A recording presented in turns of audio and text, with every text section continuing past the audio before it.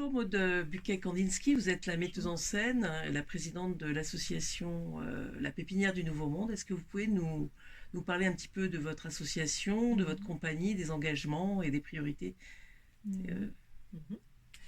Alors c'est un collectif participatif qui est né en 2019 de mon initiative. J'ai voulu créer ce lieu pour permettre aux artistes d'avoir une maison stable où pouvoir travailler comme un laboratoire, pour pouvoir faire ce qui nous semble essentiel à l'art. Ça veut dire s'entraîner, être ensemble, comme les musiciens le font naturellement. Les acteurs sont souvent seuls dans leur métier.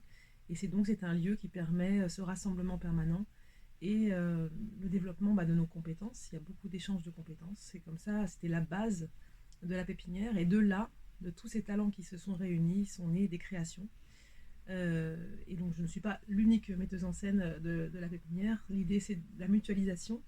Donc il y a plusieurs créations de concerts qui évoluent au fil des années. Ça a commencé avec les deux gentilshommes de Vérone que Bougival a reçu. Grosse création avec beaucoup de monde. Donc c'est un lieu aussi de résistance dans le sens positif, pas dans le sens où on se bat contre les choses, mais plutôt on trouve des réponses à nos frustrations. Et la première, c'était de ne pas pouvoir faire des grands textes avec beaucoup de monde sur scène. C'était pour moi très frustrant. Je voulais absolument monter les gentilshommes de Vérone. Et le fait d'avoir ce groupe, ce collectif et un lieu permet de créer ce qu'on choisit de créer et non pas de se restreindre avec les contingences de production qui souvent demandent des plus petites distributions. Donc on est un peu la réponse à cette frustration-là. Donc vous avez évoqué les deux gentilshommes de Vérone. C'est le premier lien avec Bougival. Est-ce que vous pouvez nous parler de ce lien avec Bougival, avec le théâtre Mhm. Le Grenier, les spectacles et l'apport de cette salle, Mhm. le fait que vous faites des spectacles importants dans un petit écrin, un joyau dans un petit écrin. Mhm. Est-ce que vous pouvez nous en parler? Alors la rencontre avec Sophie Sutour a été extraordinaire pour nous.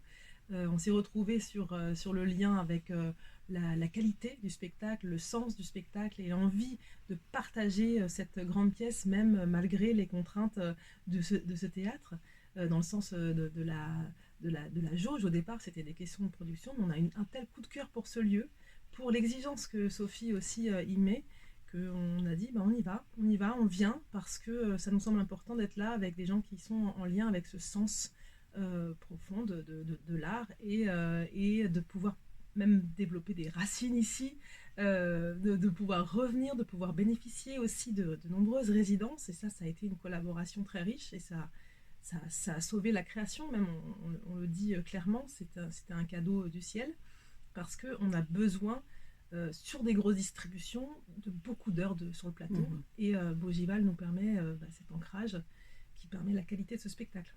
Très bien. Après deux spectacles de Shakespeare, hein, d'après l'œuvre de Shakespeare, Les deux Mhm. gentilshommes de Vérone et Roméo et Juliette, Mhm. vous venez pour une quatrième résidence parce qu'entre ces deux spectacles, il y a aussi Mesure de nos jours Oui. de Madame Delbo, Charlotte Delbo. Là, vous revenez donc avec un nouveau spectacle. Vous pouvez un petit peu nous en parler. C'est Hymne à la Terre. Ça correspond aussi un petit peu à vos exigences écologiques. Oui, oui, alors là, en fait, dans le collectif, on peut reparler déjà de ça. Le collectif est très très engagé, et non pas que dans les mots, dans les actes pour la terre. Donc ça, c'était un rêve d'enfant, de pouvoir vraiment rendre possible cette interaction entre la culture et la nature. Donc on a commencé à créer une charte qui mêle nature et culture. Pour les costumes, donc le textile est extrêmement polluant, donc on a décidé de récupérer énormément de matière. Bougival a aussi participé à ces dons. On a un partenariat avec des recycleries, la recyclerie Muto, qui permet aussi d'avoir des matières pour faire les décors. Donc par exemple, le décor de Métamorphose Hymne à la Terre est complètement éco-conçu, entièrement. Donc ça, on en est très fiers. Donc l'idée, c'était qu'on avait des spectacles, oui, de haut vol par le verbe, mais on n'avait pas encore touché la thématique de l'écologie. Donc j'avais proposé au départ aux acteurs de travailler sur les poèmes de Victor Hugo, qui sont magnifiques par rapport à la nature. Et on a travaillé des années là-dessus, en les entendant et en réentendant, et on a décidé de faire une création sur la Terre, Hymne à la Terre, qui maintenant a un double titre, Hymne à la Terre Métamorphose, parce qu'on a glissé vers les métamorphoses d'Ovide, L'idée de cette création, c'était donc de toucher la thématique de l'écologie. Et en fait, on s'est rendu compte que mon désir, c'était euh, de faire un peu un conte magique, un peu comme Songe d'une nuit d'été, avec forcément une esthétique, avec plein de couleurs, avec de la magie, quoi. Et au fur et à mesure, on a commencé à créer des couples, et puis on s'est rendu compte que il manquait cet aspect justement de transformation, de métamorphose, de pouvoir changer de niveau, comme chez Shakespeare, où il y a matière et spiritualité, et voilà, des interactions avec les mondes invisibles, etc. Et tout d'un coup, je suis tombée sur je suis retombée sur des contes d'Ovide, et je me suis dit, c'est la clé pour pouvoir parler de la nature et de nos travers et de notre rapport avec la nature. Il y a énormément de contes qui touchent à ça, parce que des gens qui se transforment en animaux ou en végétal, donc en végétaux.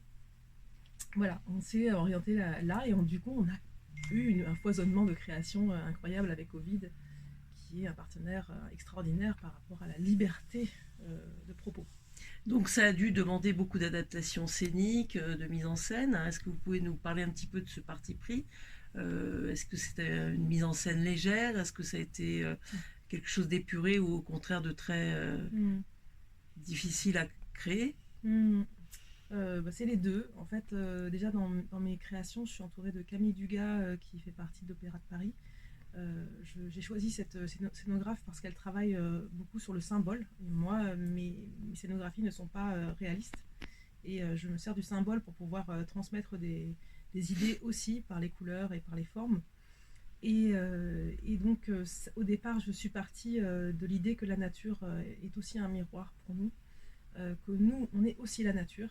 Donc, de l'idée que l'écologie, en fait, à chaque fois, on parle de l'écologie à l'extérieur de nous, mais l'écologie, c'est à l'intérieur. La Terre va très bien, et ce qu'il faut soigner, c'est l'homme, c'est l'être humain.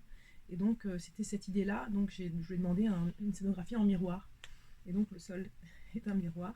Et après, j'avais timidement évoqué l'eau, parce que pour moi, ça me paraissait important d'avoir un élément naturel. Et quand elle a vu ma demande, elle a foncé dedans en disant non, s'il faut de l'eau, il faut vraiment de l'eau. J'ai dit d'accord.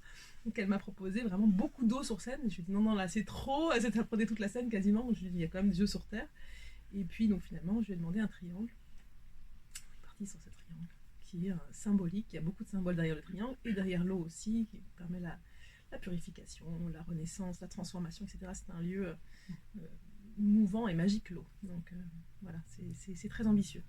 Oui, c'est ambitieux au niveau de la mise en scène, et aussi un nombre de comédiens assez important à diriger, une quinzaine, voilà. Donc Maud, on n'a plus qu'à lancer cette création, qui une fois de plus va se faire à Bougival. La ville de Bougival est très fière de cet accueil, de ce partenariat qui est maintenant une fidélisation. On va donner rendez-vous aussi au public samedi 8 mars à 20h45. Il reste quelques places, très peu. Et on a aussi une scolaire vendredi qui est complète, et on est très heureux de partager avec la Pépinière du Nouveau Monde ces deux rendez-vous. Plaisir partagé.